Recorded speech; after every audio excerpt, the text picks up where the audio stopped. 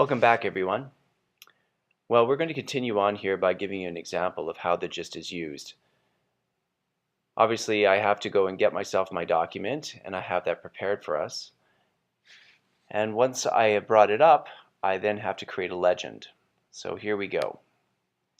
At the top of my page, I simply put in what that legend is.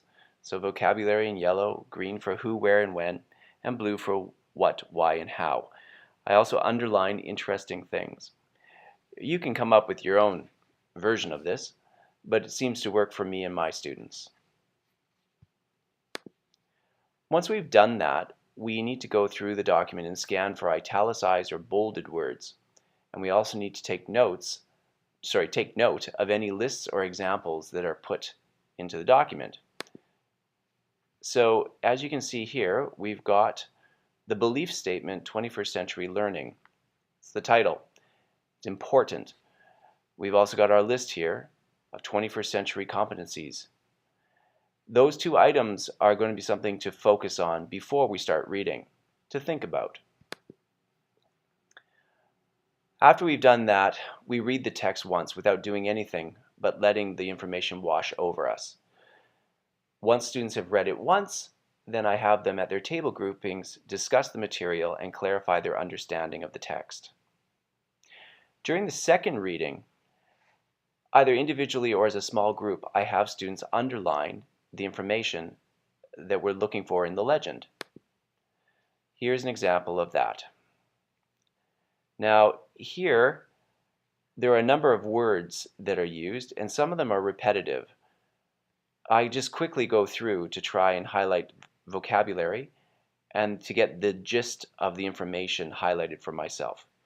There are some things that I've underlined that I found particularly interesting as a teacher in this document.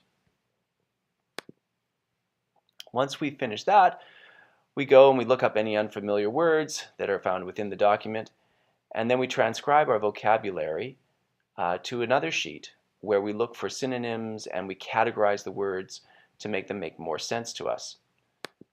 Here's an example of me doing that. So from this document, I found that the categories that worked best for me were traits of the learner, the methods that would be used to create those traits, and then the results of that. As you can see, I also went about trying to group words, things that I thought were similar in nature, to help me wrap my head around what I have to GiST. Finally, using the funnel or the P techniques that we use in our English classrooms to compose, we have the students create a GiST in the most economical fashion that they can. We try to make sure that they understand that these are not to be long versions equal in size to the original document. You're really to boil it down.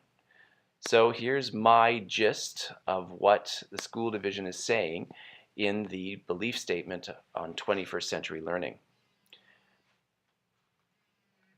Pembina Trail School Division believes that in order to graduate students who will be productive citizens ready for the challenges of the modern world, the shift from teacher-directed to learner-centered education must continue to evolve.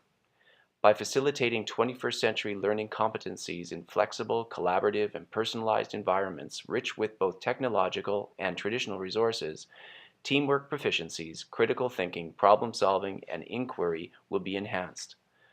The end result will be engaged, creative, analytical, and innovative graduates who have a broad worldview and an understanding of linguistic and cultural diversity, possess effective communication skills, and entrepreneurial vision. Quote, "The goal is true lifelong engagement of learners so that they each may be successful in today's world." Unquote. We'll be revisiting this document later with Michelle and the admin team. I hope that you've enjoyed this explanation of how the GiST is created. And now it's your turn. So I'll turn it over to the PD committee. Thanks.